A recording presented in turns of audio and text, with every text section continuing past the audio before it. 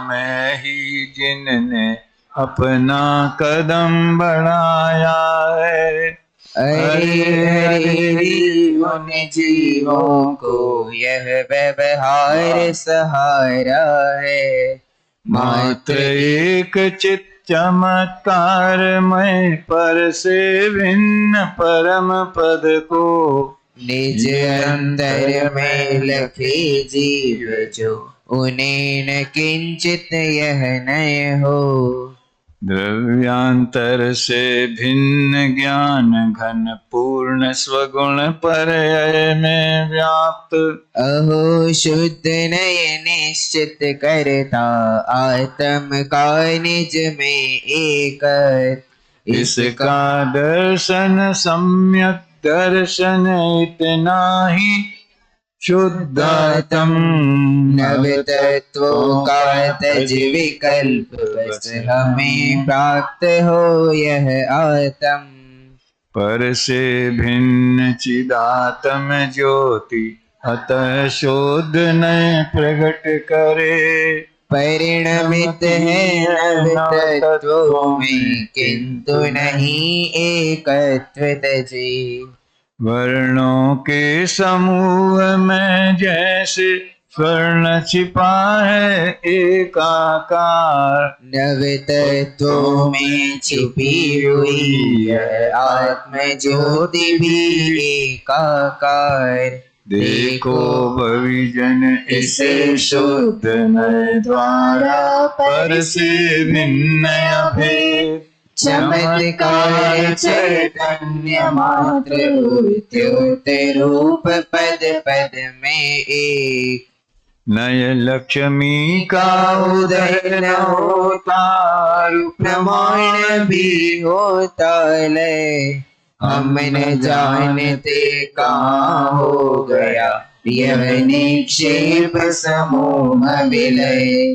तेज पुंज चैतन्य मात्र का भेद रहित जब अनुभव हो। और अधिक क्या कहे द्वैत भी भाषित नहीं होता हमको। पर भावों से भिन्न पूर्ण जो एक अनादि अनंत हो। निर्विकल्प आत्म दिखलाता, उदित हुआ शुद्ध कहो। अरे जगत के भव्य प्राणियों, मोह भाव का नाश करो। जो है सदा प्रकाशित सर्व अवस्थाओं में उसे लखो। जिसमें ये राग आदि विभाव प्रतिष्ठित नहीं हो सकते हैं। ऊपर ऊपर तिरते हैं, उसका ही तुम अनुभवन करो। यदि कोई बुध तीन काल का बंद स्वयं से भिन्न लगे। मोह रोक कर बल पूर्वक निज अंतर में अभ्यास करे। अनुभव गम्य हो महिमामय, आत्म सदा विराजित है। कर्म कलंक पंक से विरहित, देव स्वयं वह शाश्वत है। अहो शुद्ध नय रूप आत्मा की अनुभूति वास्तव में वही ज्ञान की अनुभूति है। इस प्रकार निश्चित जानो, आत्मा को आत्मा में ही अब निश्चल हो कर लीन करो। सदा सर्वदा एक ज्ञान घन आत्मा में ऐसा जानो। यथा नमक भरपूर क्षार से, तथा ज्ञान रस से भरपूर हमें प्राप्त उत्कृष्ट तेज हो, जो है चित परिणति से पूर्ण। सदा अनाकुल सहज अखंडित ज्ञेय आकारों में रहता। बहिरंतर दीप्यमान जिसका विलास है उदित सदा। वो ज्ञान घन नित्य आत्मा ही उपासना करने योग्य साधक साध्य भाव द्वय विधि से मुक्ति चाहने वालों को दर्श ज्ञान चारित्र रूप त्रय किंतु स्वयं एकत्व स्वरूप। एक साथ आत्मा प्रमाण से मेचक और अमेचक रूप एक तथापि त्रय स्वभाव से कहता है व्यवहार अनेक।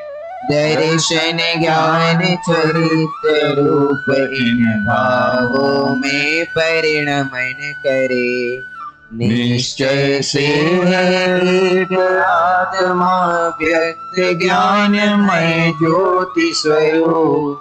भावांतर विध्वंस स्वाभाविक अतः शुद्ध है एक स्वरूप। एक रूप अथवा अनेक आत्मा चिंता करो नहीं। दर्श ज्ञान चारित्र रत्न से साध्य सिद्धि अन्यथा नहीं। आत्म ज्योति यह किसी अपेक्षा तीन रूपता प्राप्त करे। तो भी अच्युत एक रूप से निर्मलता में प्रकट रहे। अविनाशी चैतन्य चिन्ह का स्वाद निरंतर हम लेते। क्योंकि दूसरा और न कोई साध्य सिद्धि का मार्ग अरे। स्वतः अन्यतः किसी तरह भी जो अविचल अनुभूति करे। वेद ज्ञान ही जिसकी उत्पत्ति का कारण मूल अरे। अपने में प्रतिबिंबित होते हुए आकारों से दर्पणवत अविकारी लिप्त न हो रागादि विकारों से। इस अनादि के मोह स्वाद को अरे जगत अब तो छोड़ो। रसिक जनों को रुच कर उदित ज्ञान जो उसको आस्वादो। क्योंकि जगत में किसी तरह भी आत्मा पर द्रव्यों के साथ तीन काल में एक रूपता कभी न धारण कर सकता। हे भाई तू प्राण जाए पर कैसे भी तत्वों को जान। मात्र एक अंतर मुहूर्त के लिए पड़ोसी तन को मान। देखो पर से भिन्न निजातम का अपने में पूर्ण विलास। जिससे तन में अपने पन के मोह भाव का शीघ्र विनाश। निज उत्कृष्ट तेज के द्वारा सूर्य तेज भी ढकते जो। दसों दिशाएं निर्मल करते जन मन हरे रूप से जो। दिव्य ध्वनि से कानों में जो अमृत बरसाते मानो। 1008 लक्षण युक्त तीर्थेश्वर है वंद्य हो। उपवन से भूतल को निगला नभ को ऊंचे कोटों से। गहरी खाई से मानो पाताल पी रहा नगर अरे। निर्विकार सर्वांग सुस्थित स्वाभाविक लावण्य हो। सागरवत निश्चल उत्कृष्ट जिनेन्द्र रूप जयवंत रहो।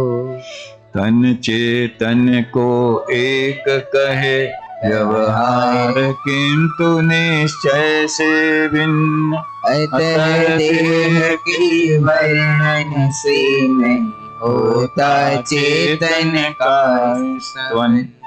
निश्चय से चेतन वर्णन से ही चेतन स्तवन कहा।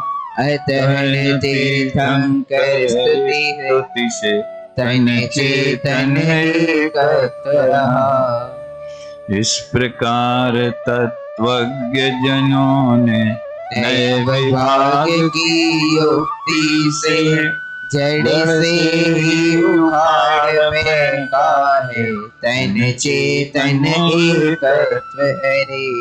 तो निज रस के प्रबल वेग से प्रगट निज एकत्व हो। किसे आज ही प्रगट न होगा वेद ज्ञान यह तुम ही कहो। पर भावों को तजने का दृष्टांत दिया जो यह दृष्टि। नहीं पुरानी हो वेग से तीव्र वेग से बढ़तेगी। जब तक बढ़ती इससे पहले सकल अन्य भावों से भिन्न शुद्ध आत्मा की अनुभूति हो प्रकट हो गई स्वयं। चित रस से भरपूर एक निज को ही मैं अनुभव करता। शुद्ध चेतना सिंधु अहो मैं मोह नहीं कुछ भी मेरा। इस प्रकार सब पर भावों से वेद ज्ञान जब प्रकट हुआ। यह उपयोग स्वयं ही अपने आत्म को धारण करता। प्रकट हुआ परमार्थ ज्ञान दर्शन चारित में परिणत हो। निज चेतन उपवन में रमता रमता परिणमित हो। ज्ञान सिंधु भगवान आत्मा प्रकट हुआ सर्वांग हो।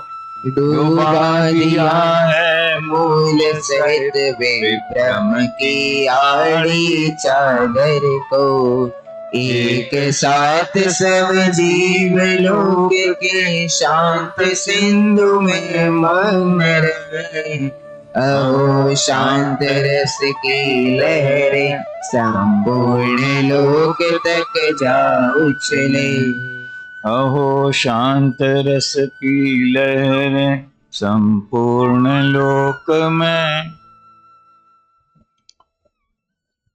आपने देखा होगा प्रारंभ के कलशों में ही स्वयं अमृत चंद्राचार्य देव ने ये भावना भाई थी तीसरे कलश में, मोह के उदय के निमित्त से मेरी परिणति मैली हो रही है और इस ग्रंथ की टीका करने से मैं चाहता हूं मुझे परम विशुद्धि प्रकट हो। यानी उनकी भूमिका में जो अभी शुभराग है महाव्रत आदि का वो भी न रहे और पूर्ण वीतरागता की भावना प्रकट हो। उसके उपाय के रूप में उन्होंने सबसे पहले तो वो भेद ज्ञान कैसे प्रकट होता है या मोह का अभाव कैसे होता है उसके लिए छठवें कलश, पहले तो चौथे पांचवें में नए विवक्षा संबंधी बात की, फिर छठवें में एकत्व स्वभाव में वो आत्मा निश्चित किया गया है और 9 तत्वों के भेदों में भी वह एक आत्मा ही व्याप्त है। इस बात को उन्होंने 7वें कलश में 8वें कलश में भी इसी बात को 8वें कलश में स्वर्ण के उदाहरण से व्यक्त किया। 9वें 10वें कलश में आप 9वां और 10वां बड़ा आनंददायक प्रकरण है कि उसमें तो कहते हैं कि नयों की लक्ष्मी उदित नहीं होती, प्रमाण कहाँ चले जाते हैं, निक्षेप कहीं चले जाते हैं, हम कुछ नहीं जानते। तो क्या जानते हैं फिर? हमें तो एक शुद्ध चैतन्य ही अनुभव में आता है। और 10वें कलश में कहते हैं कि ऐसे आत्मा को प्रकाशित करता हुआ शुद्ध ने प्रकट होता है। तो एक तरफ तो ये कहना कि नयों की लक्ष्मी उदित नहीं होती, दूसरी तरफ ये कहना कि शुद्ध ने प्रकट होता है। तो ये दोनों कलशों से जो एक चर्चा साधर्मियों में ज्यादा चलती है कि अनुभव में नए होते कि नहीं होते, कि प्रमाण होता कि नहीं होता, सीधी सिंपल बात है, किसी तरह का विकल्प नहीं होता। मैं अनुभव करता हूं ऐसा भी विकल्प नहीं होता, मैं ज्ञायक हूं ऐसा भी विकल्प नहीं होता। चेतना का निर्विकल्प, निर्विकल्प माने कोई ज्ञान काम करना बंद कर देता है, ऐसा नहीं है। राग द्वेष रहित, मन के अवलंबन से रहित ऐसा अतीन्द्रिय आनंद प्रकट होता है। निश्चय प्रमाण और निश्चय नय दोनों उसी में ही प्रकट हो जाते हैं। अनुभूति में ही निर्विकल्प प्रमाण और निर्विकल्प नय प्रकट हो जाते हैं। पुनः देखो, ये तो कलश तो बीच बीच में आए हैं, मूल में तो ये आत्मख्याति टीका के ही अंग हैं। तो गाथाओं में जब जहां प्रकरण बदलता है तो या तो उसके जो गाथाएं हो चुकी हैं उसके सारांश के रूप में, अथवा जो आने वाली हैं उसकी सूचना के रूप में। इस तरह ये ज्वाइंट है ये कलश, यानी कलशों में ही समय सार भर दिया, क्योंकि संपूर्ण ग्रंथ का और टीका का सार उस ग्रंथ में आ जाता है। तो 11वें कलश में देखो, जैसे 23वें कलश में कहा, कैसे भी मर करके भी शरीर को अपना पड़ोसी मान। पड़ोसी का अर्थ समझना चाहिए, वो दुतरफा बात है कि शरीर कोई दुश्मन नहीं है, वो न सुख का कारण है न दुख का कारण। वो तो संयोग में हम कर्म में ऐसे बांधे, उदय में आए, मनुष्य आयु का उदय हो गया, मनुष्य गति में आ गए, शरीर की रचना हो गई। वो तो जैसे गुरुदेव कहते हैं ना, धूल है धन को, ऐसे ये शरीर के लिए भी बोलते हैं, आ तो जड़ छे, माटी छे, धूल छे, ऐसा बोलते हैं। तो हम उससे द्वेष क्यों करें?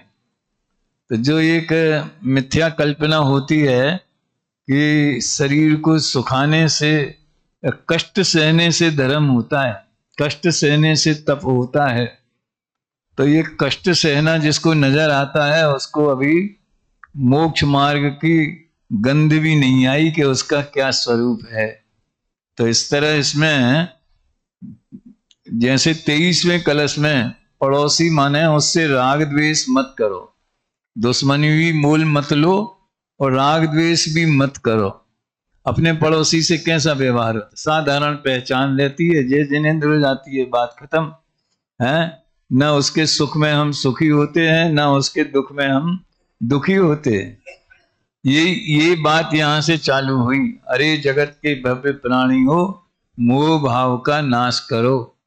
फिर वो नाश करने के लिए उपाय, वो कर्म कलंक पंख से रहित देव स्वयं शाश्वत है, और ये अनुभूति ज्ञान की अनुभूति ही है। ये देखो, अनुभूति का स्वरूप समझने के लिए सबसे ज्यादा अनुभूति का प्रवेश द्वार है ये ज्ञान चेतना में ज्ञान का ही अनुभव होना। 16 कारण पूजा में एक पंक्ति आती है, उससे इस विषय पर बहुत अच्छा प्रकाश पड़ेगा।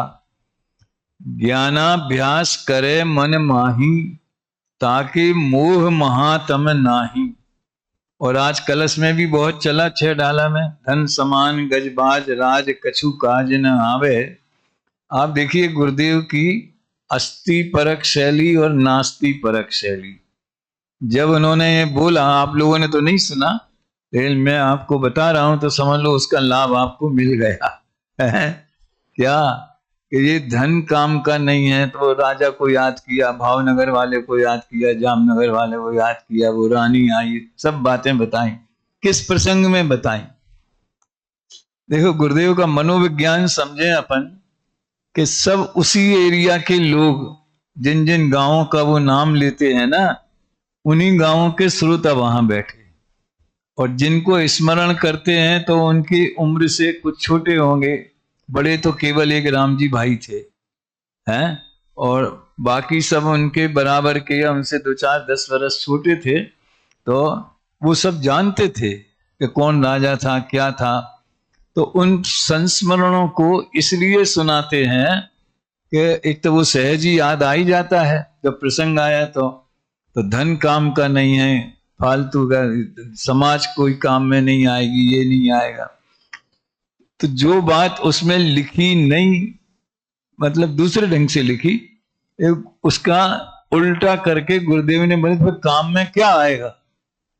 धन समाज गजबाज राज कछु काम न आवे, इस काम में क्या आएगा? इसका उत्तर दूसरी पंक्ति में आया, ज्ञान आपको रूप भई फिर अचल रहावे। यानी ज्ञान अपने स्वरूप में स्थिर हो गया तो फिर वो डिगता नहीं है। बोले उपयोग बाहर चला जाए वो गौण है, एक वो बोले कि अगले भव तक वो साथ में जाएगा।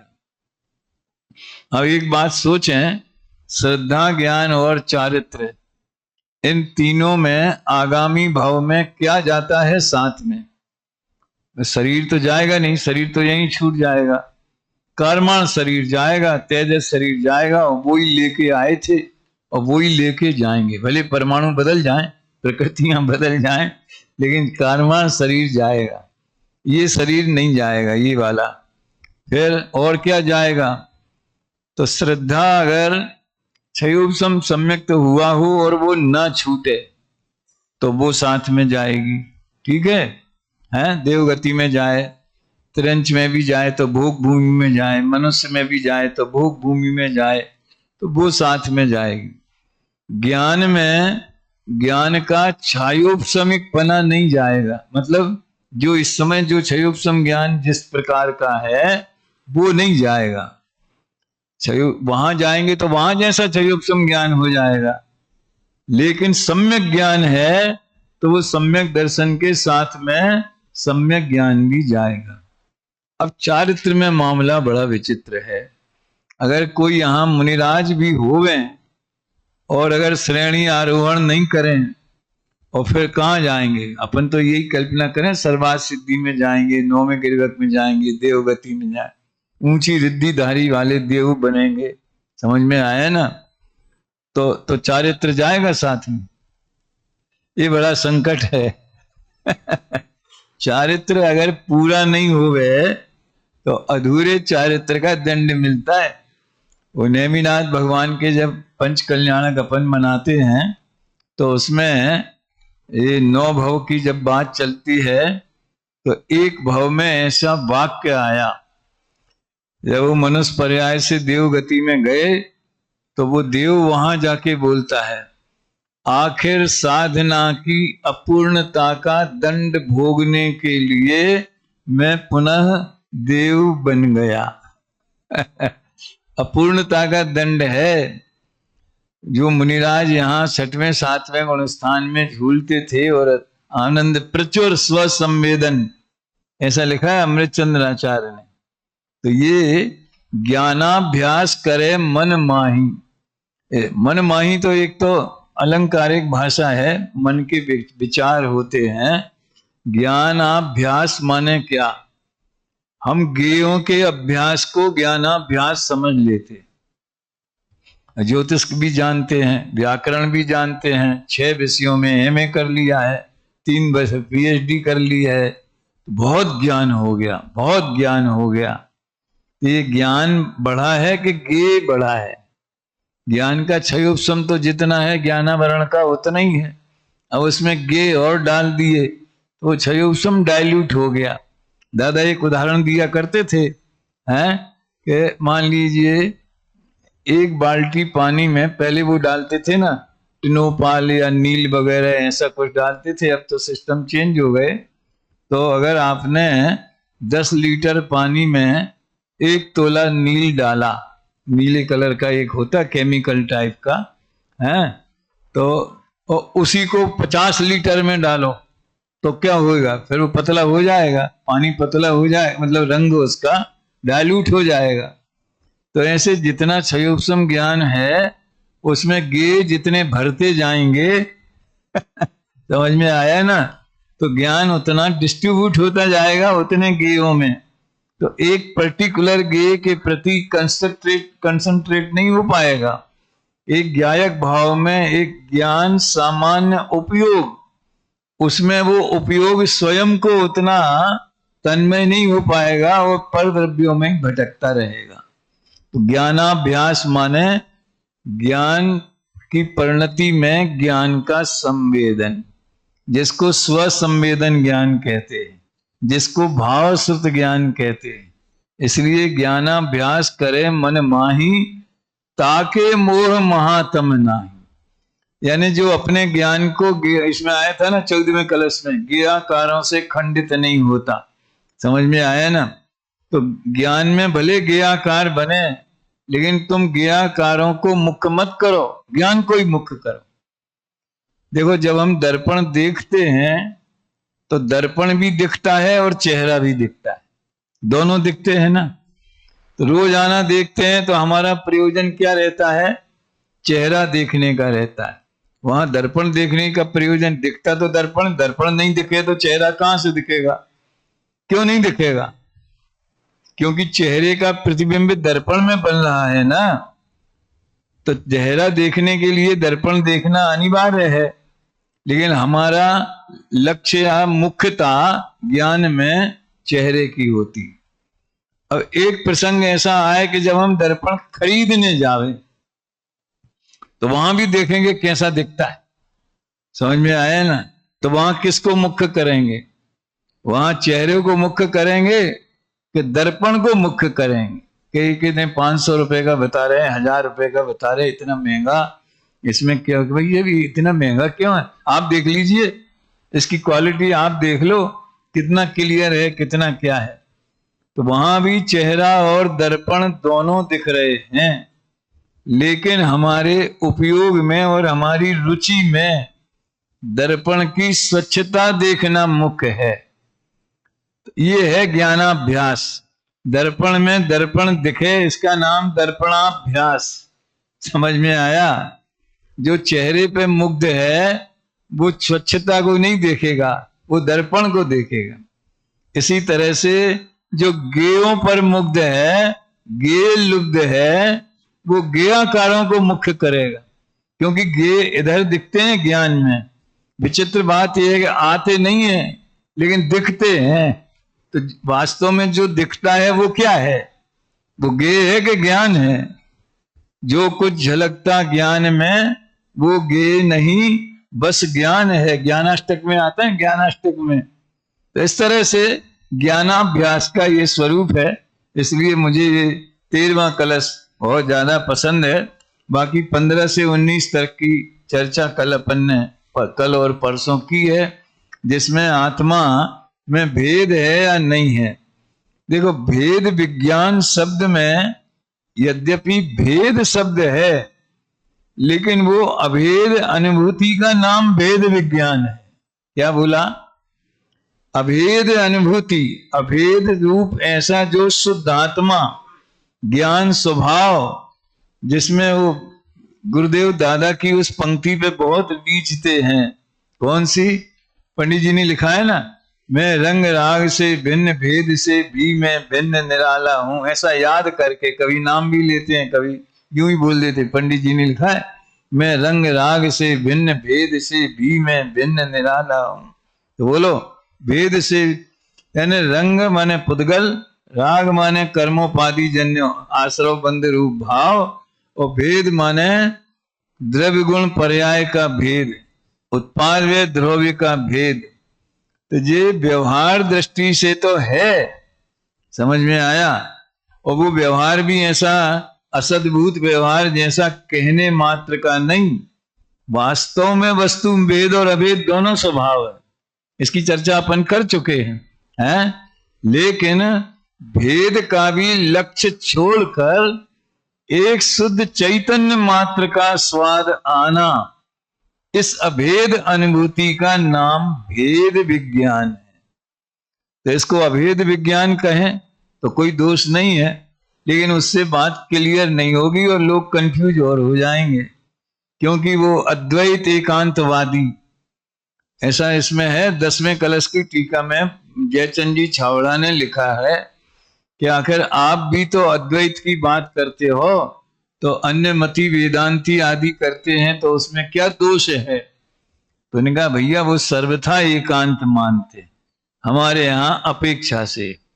तो ये 19वां कलश तो समझ लो सर्व समस्याओं का समाधान कर देता है। आत्मनश्चिंतये बालम मेच का मेच कत्वयो, अलम अलम विस्तरेण है, विस्तार से मत हो, चिंता मत करो।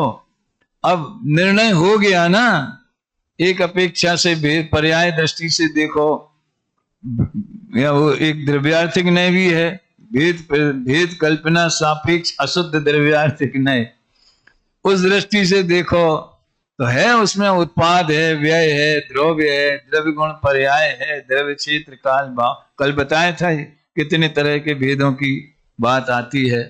दर्शन ज्ञान चारित्र का भेद है, लेकिन आप उसमें अटके रहोगे, वहीं खड़े रहोगे, तो फिर शुद्ध आत्मा की अनुभूति नहीं होगी, मलिन आत्मा की अनुभूति होगी। उसको पांडे राजमल जी ने अशुद्ध आत्मोपलब्धि ऐसा शब्द लिखा, अशुद्ध आत्मोपलब्धि, यानी अशुद्ध आत्मा प्राप्त होगा। तो भेद तो उस अभेद को समझाने के लिए, उसके अंदर क्या वैभव है ये बताने के लिए भेद की चर्चा होती है। वो इष्ट नहीं है, वो जाना हुआ प्रयोजन बयान है। देखो एक बात जो उस क्लास यहाँ चलती थी उसमें भी आया, हंत हस्तावलंब, व्यवहार का आलंबन लेना पड़ता है। इस बात को समझ लो अच्छी तरह से। दुनिया या जो इस दूसरा जगत है अपना से भिन्न, आलंबन लेना पड़ता है, माने पूजा पाठ करना पड़ता है, पुण्य करना पड़ता है। तो हम क्रिया विशेष को व्यवहार का आलंबन समझते हैं। यद्यपि निचली भूमिका में भक्ति, दया, दान, व्रत, शील, संयम आदि का भाव भी आए बिना रहता नहीं है। समझ में आया ना? तो मोक्ष मार्ग में आलंबन भूत भी कहा जाता है। जब तक वीतराग भाव नहीं हुआ, कल बताया था ना परसों, आश्रव तत्व संबंधी भूल में टोडरमल जी ने लिखा कि जब तक वीतराग दशा न हो तब तक प्रशस्त राग रूप प्रवर्तन करो, परंतु श्रद्धान में इसे मोक्ष मार्ग मत मानो, ये बंध का कारण है, ऐसा ही जानो। तो देखो मोक्ष मार्ग का प्रकरण होवे तो वो भाव आता है, बस इतना मात्र उसका आलंबन है। लोग आलंबन का समझते हैं वो करते करते वीतरागता हो जाएगी, ये सबसे बड़ा भ्रम है, क्योंकि वो बीच में आए बिना रहता नहीं है। आत्मार्थी को भी अपन लोग किस भूमिका में, कौन सा 24 घंटा आत्मा में लीन रहते क्या? मुनिराज नहीं रहते तो अपन क्या रह पाएंगे? उनका भी गुण स्थान इधर उधर होता ही रहता है ना, 6वां 7वां। तो कहने का आशय ये है कि वो भाव आए बिना रहता नहीं है, तो उसको आलंबन कहते हैं व्यवहार नय से। लेकिन ये जो अर्थ है कि वो करते करते मोक्ष हो जाएगा, ये भ्रम खड़ा किया जाता है या लोगों को भ्रम है। तो इसके लिए गुरुदेव एक बहुत बढ़िया अलंकारिक उदाहरण देते हैं। लहसुन खाते खाते कस्तूरी की डकार नहीं आएगी है। अब लहसुन की गंध कैसी होती है अपने को तो पता नहीं, आप लोगों को भी पता नहीं होगा, कोई भाग्यशाली होंगे उनने पहले कभी खाया होगा है। तो लहसुन है, प्याज है, अब लोगों को उसकी आदत ऐसी पड़ जाती है कि उसका ही स्वाद आता है, उसके तड़का मड़का लगाते हैं, क्या करते हैं, और उसकी दुर्गंध भी उन्हें बड़ी प्यारी लगने लगती है। देखो जीव की टेव ऐसी, वास्तव में तो वो दुर्गंध है, तो उसका सेवन करते करते कस्तूरी, कस्तूरी जो सुगंधित कहला हिरण की नाभि में होती है, उसकी सुगंध नहीं आएगी। मन राग करते करते वीतरागता उत्पन्न नहीं होगी। ये तो उन्होंने एक उदाहरण दिया। आप इसको करणान योग से समझें कि प्रथम गुण स्थान वाले का सबसे ऊंचे में ऊंचा स्वभाव कौन सा हो सकता है? समझ में आया ना? कौन सा हो सकता? नौवें ग्रीवक जाने लायक, अंतिम ग्रीवक लोक की हद। कुछ लोग कहते नहीं, मिथ्या दृष्टि 8वें तक, 8वें जाए 9वें में जाए तो वहीं तक की बात करते हैं। तो इससे ऊंचा तो कोई स्वभाव नहीं है। और वहां भी उसके कैसे परे अप्रविचारा, 16 स्वर्ग से ऊपर कोई विषय कसाय के भाव भी नहीं होते। तो भी जो 31 सागर की आयु लेकर के गया है, ये तो करणान योग की बात है ना, सिंपल। 31 सागर की उत्कृष्ट आयु लेकर गया है, तो भी उसका गुणस्थान उस शुभ भाव से नहीं बदलता। और जो 33 सागर की आयु लेकर के गए हैं, ऐसे सम्यक दृष्टि सर्वा सिद्धि वगैरह के अहिमिंद्र पूरे 33 सागर शुक्ल लेस्या वाले परिणामों में मुख्यता से रहते हैं। उनका गुण स्थान 5वां नहीं होता। तो जो जब मुनि अवस्था में था वो पहले गुण स्थान वाला जीव, और 11 9 पूर्व का क्षयोपशम ज्ञान था, और महाव्रत आदि का निर्दोष आचरण था बिना कपट के। कल मैंने पढ़ के बताया था मोक्ष तत्व संबंधी भूल वाले प्रकरण में कि द्रव्यलिंगी क्रोध आदि नहीं करता, महाव्रत आदि पालता है, कुदेव आदि का सेवन नहीं करता, मन वचन काय के योगों को 4 बोल आए थे, मिथ्यात, अवरत, कषाय और योग के ये 4 बोल 7वें अधिकार में मोक्ष तत्व संबंधी भूल के प्रकरण में। समझ में आया ना? तो भी उसका गुण स्थान नहीं बदलता। तो राग करते करते वीतरागता हो जाएगी। ये तो मूल में ही भूल हो गई। भाई साहब कह रहे हैं खून का दाग खून से नहीं मिटता है। ठीक है, तो अभी थोड़ी चर्चा अपन को, बड़ा ये प्रेरक कलश है, ये 20वां कलश। 20वां कलश निकालें, अपन कलश पाठ करेंगे और फिर उसकी टीका पे थोड़ी चर्चा करेंगे। आया?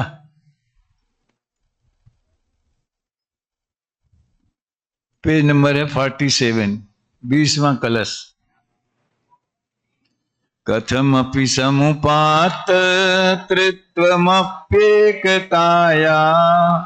अपतितमधिमात्मा ज्योतिरोद्गच्छ दच्छम् सततमनुभवामो अनंत चैतन्य चिन्नम् न खलु यस्मादन्यथा साध्य सिद्धि। अनुवाद भी पढ़ लें दोबारा।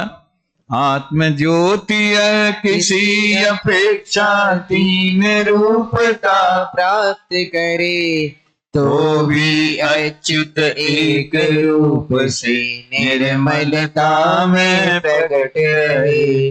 अविनाशी चैतन्य चिन्ह का स्वाद निरंतर हम लेते, क्योंकि दूसरा और न कोई साध्य सिद्धि का मार्ग अरे। देखो कहीं कहीं छंदानुरोध से तथापि, क्योंकि, नहीं, नहीं में तो खैर दीर्घ मात्रा है ही, लेकिन तथापि और क्योंकि और किंतु इन सब में ह्रस्व है, तो भी छंदानुरोध से दीर्घ बोला जाता है। और कहीं कहीं ह्रस्व ही बोलना है, जैसे यहाँ पर, तो बस उसका ध्यान रखने की बात है, हैं? मैं तो जब कभी मान लो कोई एक प्रवचन करना हो, कहीं कहीं गए हैं या पंच कल्याणक में, या एक प्रवचन करना है, तो इस कलश को बहुत पसंद करता हूं, क्योंकि इसमें आता है सततम अनुभवामो अनंत चैतन्य चिन्नम न खलु यस्मात् अन्यथा साध्य सिद्धि। तो एक दिमाग में मधुर कल्पना खड़ी होती है कि एक समझ लो बढ़िया वन है, जैसे गुरुदेव है ना, वन जंगल में मुनिराज बसते हैं, तो मुनिराज बैठे हैं ध्यान में मग्न हैं। अब गांव वालों को पता चला तो 100-200 लोग पहुंच गए और बैठ गए वहां। कोई ऐसे तारपीठ है कि दरी है कि माइक है कि पंडाल है, वहां तो ऐसा कुछ नहीं। बस किसी के ऊपर धूप पड़ रही होगी, किसी के ऊपर छाया, आप कल्पना कर सकते हैं आराम से। एक मुनिराज बैठे हैं और श्रोता भी टकटकी लगाए हुए देख रहे हैं कि कब इनका ध्यान या सामायिक जो है वो पूरा होवे, हमारी ओर कृपा दृष्टि हो जाए। और 2 वचन भ्रम रोग हर जिनके वचन, मुख चंद्र तैं अमृत झरे, वो हमें सुनने मिल जावे। अब हो गया ऐसा, मुनिराज ने समझ लो उनका ध्यान पूरा हुआ, आंखें खोली दी, श्रोता लोग बैठे हैं, भव्य जीव पिपासु, समझ में आया ना। तो थोड़ा बहुत उपदेश दिया, हे भाई किसी भी प्रकार मर करके भी शरीर को पड़ोसी जान, जो भी इसमें उपदेशक, ये जो शास्त्री वर्ग के लोग हैं, उन्हें कलशों पर और ग्राथाओं पर एक आसान काम है, ज्यादा इसमें बुद्धि की जरूरत नहीं है, मेहनत की थोड़ी जरूरत। आप इनके ग्रुप अलग बनावे, उसकी PDF डाल दे, कितनी गाथाओं में सम्यक दर्शन का विषय है, कितनी गाथाओं में भेद विज्ञान है, कितनी गाथाओं में अनुभूति की प्रेरणा है, कितनी गाथाओं में अज्ञान दशा का वर्णन है। 4 भाग कर दो, कोई 5वां और ख्याल में आए तो वो बना दें। क्यों, क्या नाम तेरा? हित है इस बच्चे का नाम हित है, गुजरात से आया है हित। तो क्या हुआ, ऐसे ही कलशों में कर सकते हैं आप, तो बड़ा प्रेरक काव्य है। अब जो भी है, मुनिराज ने भेद ज्ञान प्रेरक उपदेश दिया, तो 2-4 पंच लोग खड़े हो गए कमेटी के अध्यक्ष वगैरह, महाराज आप हमारे नगर में पधारो तो बहुत से लोगों को लाभ मिलेगा। तो अंदर की बात तो नहीं कही उनने, उस समय के श्रोता कहते भी नहीं थे कि अधूरी धर्मशाला पूरी हो जाएगी, है कोई अधूरा काम पूरा हो जाएगा, मंदिर अधूरा पूरा हो जाएगा। वो ऐसा उस समय के श्रोताओं की, तो अपन अमृत चंद्र के जमाने के श्रोताओं से तो ये कल्पना व्यर्थ की क्यों करें। आप पधारो, आपके अमृत वचनों से अधिक लोग लाभ लेंगे। तो मुनिराज ने कहा, भैया हमारे पास टाइम नहीं है, हमको फुर्सत नहीं है बिल्कुल, है। तो एक बोला कि आपको फुर्सत नहीं है, फुर्सत नहीं है वाले तो कम वक्त लोग तो हम हैं। कम वक्त समझ, कम वक्त, जिनके पास वक्त कम होता है, ज्यादा बिजी रहते हैं, धंधा पानी, राजनीति, समाज नीति, नेतागिरी, परिवार, समाज, फिर विषय कसाय, मनोरंजन, ये तो हम लोगों का है, तो हमें टाइम नहीं। आपको काम क्या है, आपको कुछ काम नहीं। तब उन मुनिराज ने ये पंक्ति कही, सतत अनुभवामो अनंत चैतन्य चिन्हम, न खलु यस्मादन्यथा। अविनाशी चैतन्य चिन्ह का स्वाद निरंतर हम ले, निरंतर आहार करने जाएं तो भी वो विकल्प बहुत गौण रहता है, और अंदर में उस चैतन्य चिन्ह का स्वाद लेने की धारा चालू रहती। अब इतना महान काम छोड़ करके, अतीन्द्रिय आनंद रस का पान छोड़ करके हम नगर में पधारे, तो ये तो हमसे नहीं हो सकता। तो किसी को समझ में नहीं आई ये बात, चैतन्य चिन्ह का आनंद तो कभी भी ले सकते, कहीं भी ले, और निरंतर लेने की क्या जरूरत है, इससे फायदा क्या है। आत्मा महात्मा महात्मा ऐसा भी कोई होगा। तो उसने पूछा कि काय को करते, चैतन्य चिन्ह का स्वाद निरंतर क्यों लेते हो? उसका जवाब चौथी पंक्ति में है, न खलु यस्मादन्यथा सा आप देखो 19वें कलश की दूसरी पंक्ति, एक कलशों की भी स्टडी ऐसे है, पहले से दूसरे की लिंक, दूसरे से तीसरे की लिंक, ये कलश क्यों आया, इसके साथ कोई संबंध है क्या।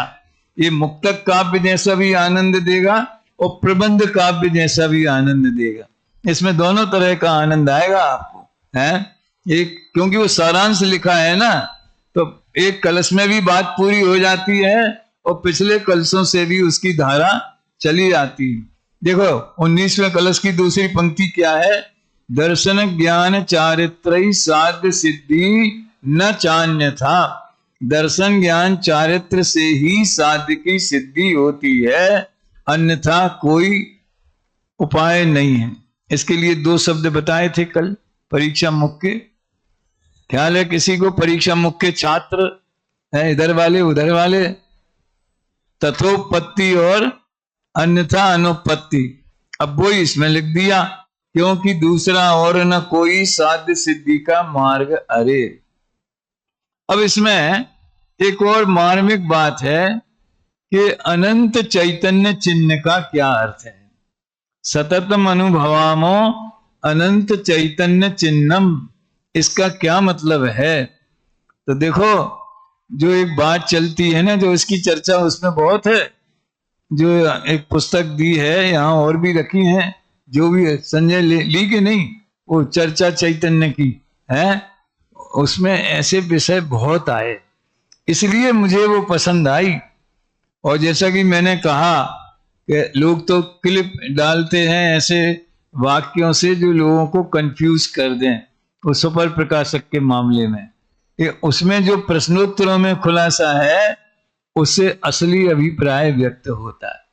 अज्ञानी मानता है कि मेरे ज्ञान में ज्ञेयों का प्रवेश हो गया, इसलिए अज्ञानी ऐसा बोले, या मानता तो है ही, बोले कि मैं पर पदार्थ को जानता हूं, तो वो ज्ञान में ज्ञेयों को मिला के मानता है, इसलिए मिथ्या दर्शन।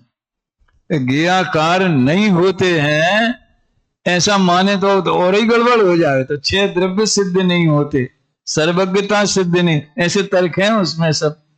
और अभी तो 2-4 महीने में आएगी शायद, वो है 13वीं, उसमें क्रमबद्ध और पुरुषार्थ, उसका गजब का स्पष्टीकरण है।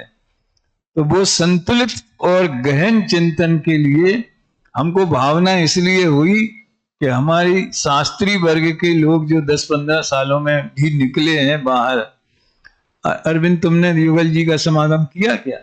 अरविंद है, हाँ, ऐसे बहुत कम लोग हैं। तो आधुनिक जो अभी नए तैयार हो रहे हैं उन्हें उसकी पकड़ होनी चाहिए, तो रस बनेगा। तो बात चलती है अनंत चैतन्य चिन्ह। तो चिन्ह कहाँ होता है? चिन्ह माने लक्षण, तो लक्षण तो व्यक्त होता है ना, कल भी कहा था, अट्ठ चतुरान दंसन सामन्नम जीव लक्षणम बणियम। तो जो चेतना का प्रवाह है, समझ में आया? ये चेतना का निर्मल प्रवाह, जिसमें मति श्रुत अवधि मन पर्याय की उपाधियां नहीं, केवल ज्ञान की भी, ये 5 ज्ञान ये समय सार में गाथा है एक ऐसी कि ये शायद निर्जराधिकार में है कि ये सब एक ज्ञान पद का ही अभिनंदन करते, ये ज्ञान को खंडित नहीं करते।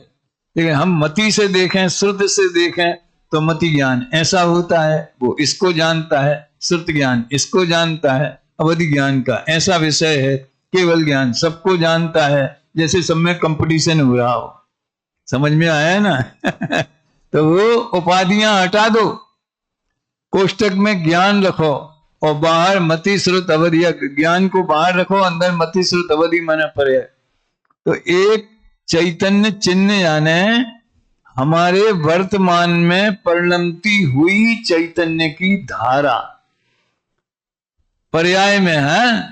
आपने पंचवान्यति पूजन कल की होगी शायद, वो कह रहा था जिन्हें, उसमें एक बढ़िया पंक्ति आती है, द्रव्य और गुण पर्यायों में सदा महकती चेतन गंध, पंच बाल यति के चरणों में नासू राग द्वेष दुर्गंध। कर वो तो एक पूजा वाली भावना है चेतना की गंध यानी चेतना का स्वरूप, यहां गंध माने चेतना का स्वरूप। अखंड द्रव्य भी चैतन्य स्वरूप है, उसमें गुण भी ज्ञान दर्शन है तो चेतना रूप है, और ज्ञान दर्शन का परिणमन भी निरंतर होता रहता है, निगोद से लेकर सिद्ध तक। ये है आनंदमय, आनंद बढ़िया बात है। वो चैतन्य चिन्ह है, यानी हमारे वर्तमान मति ज्ञान सुत ज्ञान में जो ज्ञान का परिणमन है। 3-4 दिन पहले एक बात बताई थी, कुमति ज्ञान नाम की एक पर्याय, अखंड एक समय की एक ज्ञान गुण की एक पर्याय। संजय, उसमें 3 भाव खोल के भी बताए थे। कुमति क्यों बोला उस ज्ञान को?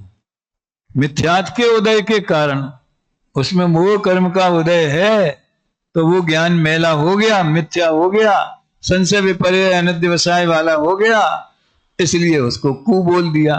तो कु शब्द 5 भावों में कौन से भाव को बता रहा है? 5 भाव जो हैं तत्वा सूत्र में, उसमें कौन से भाव को बता रहा है?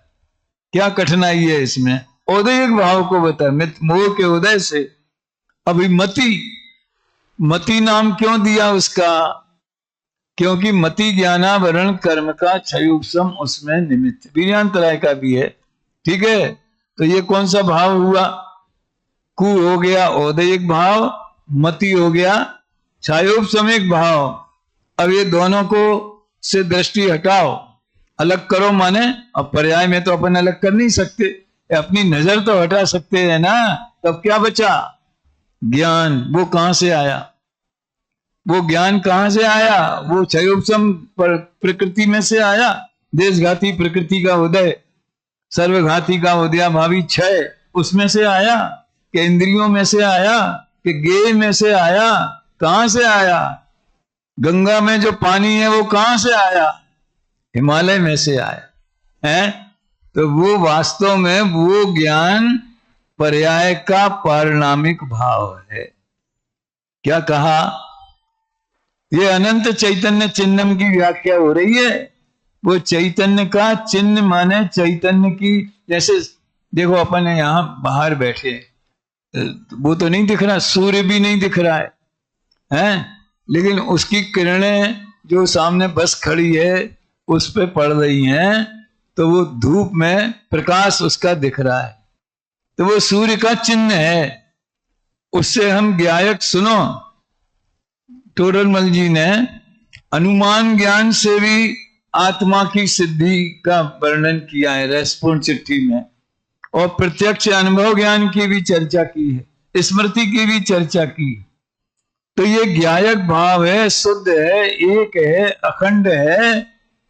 और कभी कभी गुरुदेव कहते द्रव्य तो द्रव्य रूप रहता है, पर्याय में आता ही नहीं है, यानी पर्याय रूप कभी होता नहीं। अपना द्रव्य पर्याय में परिणमता है, वो जुदी बात, वो तो द्रव्य का ही स्वरूप है परिणमना, लेकिन वो द्रव्य पना छोड़ करके पर्याय में आ जाए तो फिर अकेला द्रव्य ही रहा, फिर पर्याय नष्ट हो गई या द्रव्य नष्ट हो गया। खैर, हाँ जी, हाँ, अन्वय सो द्रव्य है, वो 80वीं गाथा में है, अन्वय सो द्रव्य है, अन्वय के विशेषण वो गुण है, और चिद विवर्तन की वो है ग्रंथियां। चिद विवर्तन, ये चैतन्य चिन्ह, चिद विवर्तन की ग्रंथियां। विवर्तन माने जैसे एक धागा आपने लिया, वो सिलने के लिए सुई धागा लेते ना, और उसमें एक गांठ बांध, गांठ लगाई। गांठ में क्या होता है? उसका जो एक छोर है उसको पकड़ के घुमा दिया तो जो सर्कल बना, तो अंदर में से वो छोर पास करके खींच दिया, गांठ बन गई। तो उस गांठ में क्या है? उस गांठ के अंदर क्या है? धागे के अलावा है ही क्या? ऐसे जो हमारी प्रति समय मति श्रुत ज्ञान का परिणमन है, एक्चुअल में वो चिद विवर्तन की ग्रंथि है। ग्रंथि माने गांठ, माने घुमाव, माने पलटन, माने परिणमन, चेंज होना। परिणमन कैसे कहते? एक क्रिया से दूसरी क्रिया होना। वो चैतन्य चिन्ह में आचार्य देव को अखंड चैतन्य अनुभव में आता है। ऐसा एक प्रश्न उसमें आया है चर्चा में कि आप ज्ञान पर्याय की बात करते हो तो पर्याय दृष्टि नहीं हो जाएगी। आप तो कहते पर्याय से दृष्टि हटाओ। समझ में आया? ये जितने टीचर हैं यहाँ, मैं अपेक्षा रखता हूं कि वो उसको पढ़ें और फिर मुझे फोन करके भी बताएं कि हमने इसमें क्या पसंद आया, क्या अच्छा लगा। समझ में आया? तो चैतन्य की पर्याय दृष्टि नहीं हो जाएगी। तुम उसमें पर्यायपना क्यों देखते हो? तो चैतन्य पिंड देखो। एक उदाहरण बहुत बढ़िया आता है, जैसे ये कांच, चश्मे का कांच, इसको दूर रखो तो कांच दिखेगा, और फिर यथा स्थान विराजमान कर दो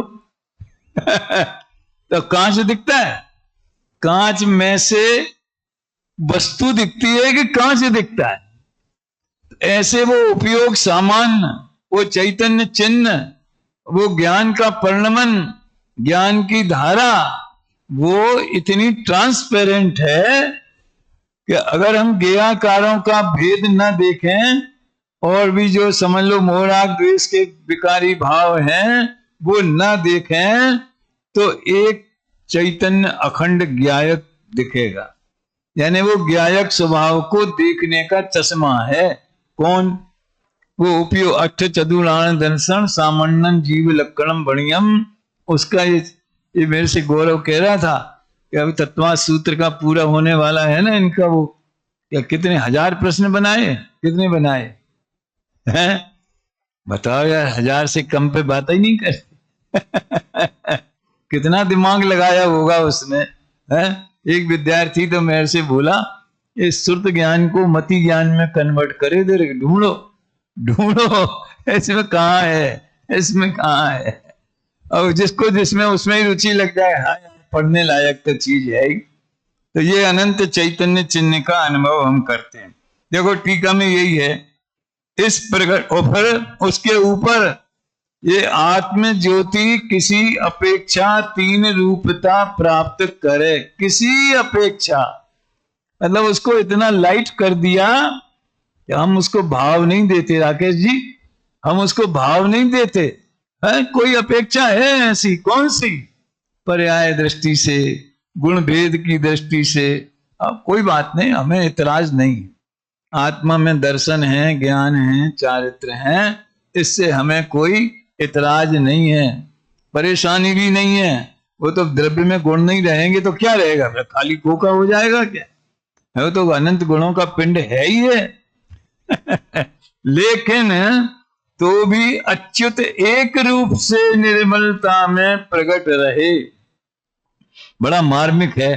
अच्युत एक रूप से, यानी अच्युत माने अपने स्वभाव में सदा कायम, न द्रव्य से कभी च्युत माने अलग होना। आत्म अखंड वस्तु में से न द्रव्य अलग होता है, न क्षेत्र अलग होता है, न काल अलग होता है, न भाव अलग होता है। ये उसमें आप लोगों को किसी को याद होगा, न द्रव्येण खंडयामि, न क्षेत्रेण खंडयामि, न कालेन खंडयामि, न भावेन खंडया। इसी में है कलश की कमी है। द्रव्य से खंडित नहीं होता माने दो अर्थ हैं इसके, कि अखंड वस्तु एक तरफ रहे और द्रव्य द्रव्य निकाल लो। जैसे शक्कर में से स्वाद स्वाद ले लो और बाकी की छोड़ दो, ऐसा नहीं होता, इस तरह से है। तो अच्युत एक रूप से निर्मलता में प्रकट रहे। प्रकट रहे ये ध्रुव स्वभाव की बात नहीं है, वो ध्रुव की ध्रुव परिणति की भी बात नहीं है। ये जिन कुमार, वो ध्रुव परिणति वो अलग चीज है वो तो ज्ञायक का त्रैकालिक प्रवाह है। ये तो पर्याय में उत्पाद व्यय में निर्मलता वर्तमान में ही विद्यमान है। अभी हाजरा हजूर, बस अपनी नजर बदलने की बात है, इतनी सी बात है। हम इस प्रकट चैतन्य प्रकाश का निरंतर प्रत्यक्ष रूप से अनुभव करते हैं। यद्यपि व्यवहार दृष्टि से ये आत्म ज्योति तीन भेद रूप है, तथापि अपने शुद्ध स्वरूप से च्युत नहीं होती। ये आत्म ज्योति प्रकाश रूप परिणमती। अब ये बड़ी समस्या है, कैसे समझाएं? कभी ज्योति कहेंगे, कभी प्रकाश कहेंगे, यही शब्द हैं। उसके स्वभाव को थोड़ा रिप्रेजेंट करते हैं। नहीं तो ऐसे कोई एक प्रवचन हमने सुना था अभी काफी दिन पहले, हम सागर में थे, तो लोगों ने ये आरोप लगाया कि इनके सोनगढ़ियों के शिविर लगते हैं और ये भ्रम फैलाते हैं पंडित लोग कि हम तुम्हें आत्मा दिखाएंगे। अब वो देखो देखो ऐसी देखो ध्यान से देखो, वो झलमिल झलमिल झलमिल झलमिल ज्योति दिखाई दे रही है, वो आत्मा है ऐसा। तो हमने एक सोनगढ़िया पंडित को बुला के पूछा, क्यों तुझे वो झलमिल झलमिल दिखाई देता है? अरे महाराज क्या बात करते हो, ऐसे मतलब 1000% झूठे आरोप। यहाँ तो उल्टा बताते हैं। दादा तो बहुत कहते हैं प्रवचन में कि कोई चमक होती हो, कोई बिजली जैसी करंट लगती हो, है, या बिजली आकाश में चमकती है। तो एक बार मैं ध्यान में बैठा था तो मुझे एक चमक जैसी दिखाई दी। अरे तुझे भ्रम हो गया है, वो आत्मा में कोई चमक वमक होती नहीं है। तो यहाँ तो उल्टा है मामला। लेकिन वो प्रचार करके और समझ लो स्वयं ब्रह्म में है और दुनिया के लिए ब्रह्म का उचित निमित्त बन रहे हैं। समझ में आया ना? तो ऐसे कोई झिलमिल झिलमिल कुछ नहीं होता है। लेकिन समझाने के लिए क्या करें? आत्म ज्योति प्रकाश रूप परिणमती है, निर्मल और अनंत ज्ञान लक्षण वाली है, अनंत चैतन्य। तो सामर्थ्य से भी अनंत है और काल में भी अनंत है। स्वभाव की सामर्थ्य भी अनंत है और काल में भी कभी उस ज्ञान धारा का नाश नहीं होगा, निरोध में चली जाए तो भी। देखो, अनुभव को बहुत अधिक महत्व क्यों दिया है? क्योंकि अन्य प्रकार से स्वरूप की प्राप्ति नहीं होती। तो ऐसे बड़े मीठे मधुर अमृत रस भरे कलश हैं और इनकी, जैसा कि कल मैंने कहा था कि इनकी टीका भी आत्मख्याति जैसी वजनदार है। हिंदी की आत्मख्याति समझना, सब लोग इसके रसिक बने, इसका स्वाध्याय करें। इसलिए हमने रूपांतर किया, कुछ भी ना हटाया ना कम किया, वाक्य व्यवस्थित किए और बीच बीच में जो स्पीड ब्रेकर थे वो हटा के फ्लो बनाया, तो आपको समझने में सुविधा रहेगी। बहुत ही मुझे भी अच्छा लाभ मिला और हर बार मुझे मौका मिलता ही है। तो इसके लिए भी मैं कृतज्ञ हूँ संस्था का और अपनी बात पूरी करता। अभी तो शाम को भी होगा शायद, पता नहीं।